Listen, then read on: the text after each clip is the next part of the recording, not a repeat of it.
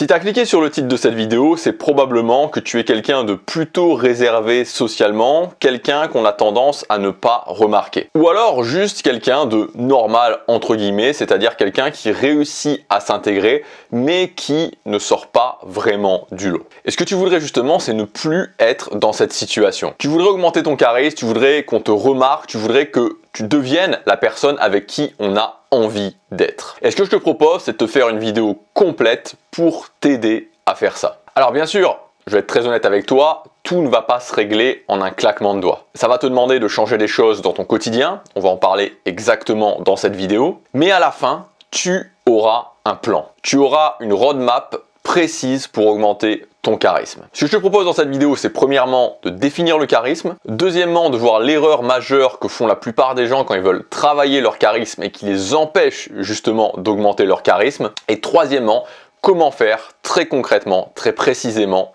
pour augmenter ton charisme. Alors déjà, la première chose que je voudrais dire, et c'est vraiment pour moi important de te dire ça, c'est que si aujourd'hui tu ressens cet appel pour le fait d'être plus charismatique, tu dois le faire. Tu vois, parce que peut-être que tu en as déjà parlé à certaines personnes et peut-être que tu as eu des réactions du type « Et pourquoi tu veux que les autres te remarquent? Pourquoi tu veux absolument devenir plus charismatique? Pourquoi tu as besoin de ça ?» Et en fait, ce que je veux dire, c'est que quand tu fais ça, c'est jamais par rapport aux autres. C'est toujours par rapport à toi.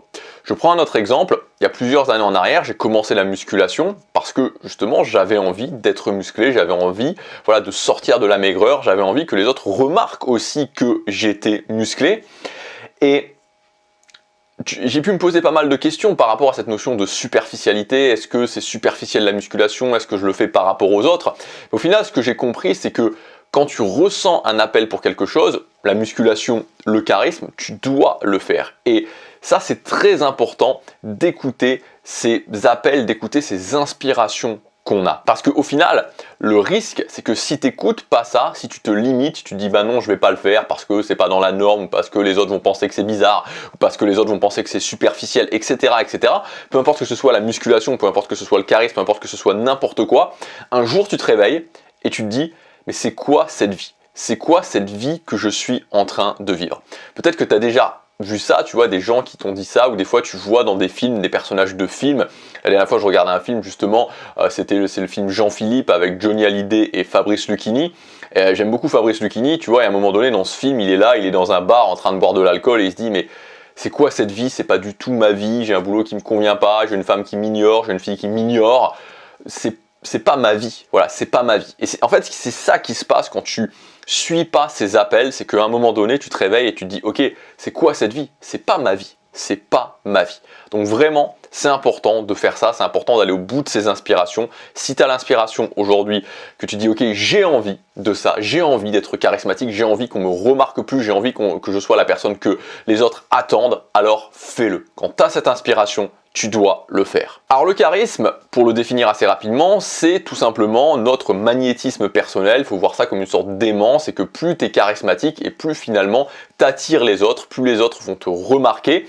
Et ce qu'il faut bien remarquer aussi, c'est que le charisme, contrairement à d'autres notions comme par exemple l'estime de soi, c'est quelque chose qui est uniquement par le regard des autres. C'est-à-dire que tu peux te dire, ok, moi, je me sens quelqu'un qui est beaucoup d'estime de moi, ou qui a suffisamment d'estime de moi, ou qui ait confiance en moi. Tu peux te le dire par rapport à toi-même, mais tu peux pas te dire ok, moi je me sens comme quelqu'un de charismatique. C'est-à-dire que le charisme, il faut le voir comme une sorte de miroir et c'est le reflet des autres finalement qui te renvoie cette perception charismatique. Donc c'est toujours quelque chose qui se passe par rapport aux autres. C'est pas toi qui va te sentir charismatique, c'est la perception que te renvoient les autres, l'attitude par rapport à toi que te renvoient les autres, qui vont justement faire que tu te sens plus charismatique, que tu ressens le fait que tu sois plus charismatique. Maintenant qu'on a vu ça, le point que je voulais voir avec toi, le piège principal que je voudrais t'expliciter par rapport au charisme, parce que beaucoup de personnes, comme je te disais en début de vidéo, qui veulent augmenter leur charisme, tombent dans ce piège,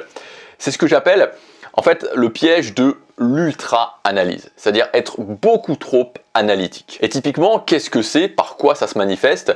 Tu l'as sûrement remarqué, c'est-à-dire que si tu tapes charisme sur internet, ou charisma en anglais, tu vas voir que la plupart des vidéos qui sont qui parlent de charisme, en fait, sont des vidéos d'analyse. Des vidéos d'analyse de films, des vidéos d'analyse de stars. Si par exemple tu tapes charisme Harvey Specter sur internet, tu vas avoir tout simplement 40 vidéos qui t'expliquent pourquoi ce personnage est charismatique. Et de mon point de vue, faire ça, c'est un piège, tout simplement parce que ça n'est pas la réalité. Ça n'est pas la réalité. Tout est scripté, c'est une histoire, c'est pas ça qui va se passer dans la réalité. Essayer d'analyser un personnage, d'analyser une star et de refaire pareil ne fonctionne pas. Et c'est un problème parce que toutes ces vidéos nous font croire que être charismatique, c'est être comme un personnage de film X ou Y. Et moi, je dois t'avouer que je suis tombé dans ce piège. C'est-à-dire quand j'étais beaucoup plus jeune, je suis tombé dans ce piège. Voilà, justement des personnages de films les plus charismatiques où il y a le plus de vidéos de charisme sur lui, c'est Tyler Durden qui est joué par Brad Pitt dans Fight Club. Et moi voilà, il y a une dizaine d'années en arrière, je me disais ok, j'ai envie d'être charismatique comme Tyler Durden. Je m'imaginais dire les répliques de Tyler Durden à haute voix. Et voilà comment j'ai rencontré Tyler Durden. Vous savez qu'en mélangeant des parts égales d'essence et de concentré de jus d'orange congelé, on peut faire du napalm. Non, j'ignorais, vous êtes sérieux? Tout à fait. Et je pensais que ça allait me rendre charismatique. Donc le premier conseil, c'est vraiment de laisser tomber ça, de laisser tomber ces vidéos d'analyse. Ça peut être sympathique, ça peut être divertissant à regarder, mais ça n'est pas la réalité. Et donc, si ça, c'est pas la bonne solution, qu'est-ce que c'est la bonne solution? Qu'est-ce que c'est la chose qui va te rendre réellement, concrètement, plus charismatique? La solution, elle est dans cette phrase d'Aristote que je vais te lire maintenant. Nous sommes ce que nous faisons de manière répétée. L'excellence n'est donc pas une action, mais une habitude. La clé, elle n'est pas dans l'information ou dans la recherche d'informations. La clé, elle est dans la mise en place de petites habitudes simples dans notre quotidien et la répétition encore de ces habitudes. C'est ces petites habitudes répétées encore qui vont profondément nous transformer et ensuite transformer notre vie. Et donc ça veut dire évidemment que ces habitudes doivent être simples. Par exemple, la musculation, si tu fais de la musculation régulièrement, ça va te transformer en tant que personne, ça va transformer ton corps. Mais évidemment, quand tu vas commencer la musculation, tu vas pas faire le même entraînement que Chris Bumstead. Tu vas faire par exemple un full body 2 fois par semaine. Si je prends un autre exemple, l'investissement passif en bourse va transformer tes finances sur le long terme. Mais quand tu commences, tu vas investir peut-être 100 € par mois. Donc la clé, c'est de mettre des petites habitudes simples dans ton quotidien et de les tenir sur la durée. Et sur le long terme, ça va te transformer profondément. Quand tu soulèves des poids sur la durée, tes muscles augmentent, ta masse musculaire augmente. Quand tu mets en place des habitudes pour augmenter ton charisme sur la durée, ton charisme va augmenter, ton charisme va se renforcer, ton charisme va devenir plus important. Et donc ce que je te propose de voir tout simplement maintenant, c'est un ensemble d'habitudes. Je crois qu'il y a 9 habitudes, si je dis pas de bêtises, je vais vérifier, mais il me semble que j'ai mis 9 habitudes. Voilà, 9 habitudes, 4 habitudes vraiment fondation et 5 habitudes supplémentaires pour pouvoir augmenter ton charisme, c'est-à-dire mettre en place ces habitudes dans ton quotidien, arrêter finalement de te concentrer juste sur voilà comment être charismatique, comprendre que augmenter ton charisme, c'est comme augmenter ta masse musculaire, c'est pas juste regarder des vidéos de mecs qui font de la musculation, c'est mettre en place ces habitudes dans mon quotidien. Et si je mets en place ces habitudes et que je les continue sur la durée, je vais devenir meilleur à faire ces habitudes et ces habitudes vont me transformer. Donc les 4 premières habitudes qu'on va voir sont vraiment très importantes. Je t'invite à les mettre en place le plus rapidement possible dans ton quotidien pour augmenter ton charisme. Ensuite, les 5 habitudes sont des habitudes un petit peu, alors qui sont importantes aussi, qui sont un petit peu supplémentaires. La première habitude pour devenir plus charismatique, c'est le fait de devenir un professionnel des micro-conversations. Alors ce qu'il faut bien comprendre, c'est que le charisme est lié très fortement à la valeur sociale. C'est pas tout à fait la même chose que la valeur sociale, mais c'est lié à la valeur sociale. Si tu veux en savoir plus justement sur la valeur sociale, j'ai une formation gratuite qui s'appelle Dynamique sociale décodée. Tu peux la retrouver dans le premier lien dans la description, ou en tout cas dans un lien dans la description. Et voilà, c'est vraiment une formation, elle dure 1 heure, c'est entièrement gratuit, tu peux t'inscrire. Et le but de cette formation, c'est de t'apprendre les fondations de dynamique sociale, notamment la valeur sociale, et que à la fin des 1 heure de formation, ta vision des dynamiques sociales, ta compréhension des dynamiques sociales soit radicalement transformée. Donc voilà, ça t'intéresse, c'est le premier lien dans la description. Et donc en fait, Si tu veux, les micro-conversations, ça va te permettre de démontrer de la sociabilité. La sociabilité est liée à la valeur sociale et liée également au charisme. Donc, l'idée, c'est de devenir à l'aise avec le fait de faire des micro-conversations. Les micro-conversations, c'est quoi? C'est tout simplement ouvrir la conversation avec quelqu'un, être capable de tenir la conversation 30 secondes, 1 minute. Donc, par exemple, tu vois, je veux dire, par rapport à ça, ton quotidien est ton terrain de jeu. Imaginons que tu sois quelqu'un qui fasse de la musculation, à la salle de sport, ok, je vais ouvrir la conversation avec des gens à la salle de sport, tout simplement. Tu vois quelqu'un qui fait un exercice et cet exercice, tu le connais pas et tu te dis, ok, cet exercice, ça pourrait t'améliorer, peut-être un exercice pour les pectoraux, bah tu vas voir cette personne, tu lui fais « Ah, salut, écoute, cet exercice, je le connais pas, est-ce qu'il te donne des bons résultats? C'est quelle partie des pectoraux qui travaille ?» Par exemple, tu vois, aussi simple que ça, tu vas ouvrir la conversation. Et donc, ce qu'il faut comprendre, c'est qu'au départ, c'est un petit peu challenging, tu vois, au départ, surtout si t'es quelqu'un de plutôt réservé socialement, c'est un peu challenging de faire ça. C'est pas non plus fou, parce qu'en fait, tu peux ouvrir la conversation en disant juste salut et en posant une question, et tu peux poser une deuxième question au départ, tu peux raisonner sous forme de question, et petit à petit, tu vas devenir à l'aise avec le fait de faire ça. Et je t'assure que, tu vois, il suffit que tu te dises, ok, au quotidien, je fais 1 ou 2 micro-conversations avec des gens dans mon quotidien, dans mon parcours quotidien. Quand tu auras fait ça, quand tu auras ouvert 1000 quand tu auras ouvert 1000 micro-conversations, quand tu auras fait 1000 micro-conversations avec des personnes différentes, tu verras que non seulement tu seras beaucoup plus à l'aise sur le fait d'ouvrir des micro-conversations, tu verras que tu seras beaucoup plus sociable et tu verras qu'en bénéfice, le regard des autres par rapport à toi aura complètement changé. Donc ça, c'est la première habitude. Deuxième habitude pour être plus charismatique, deuxième habitude fondation pour être plus charismatique, ton éloquence, tout simplement. Plus tu es éloquent, plus les gens vont avoir cette perception d'éloquence et plus ils te verront comme quelqu'un de charismatique. Donc l'éloquence, j'ai noté quelques points principaux sur l'éloquence.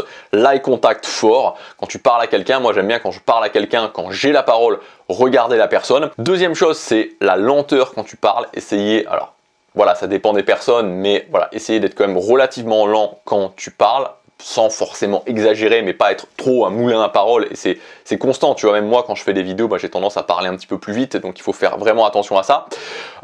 Troisième chose qui fonctionne très très bien, que tu peux mettre en place, c'est quand tu prends la parole, quand on te pose une question, toujours faire une petite pause, ne serait-ce que d'1 seconde avant de commencer à parler.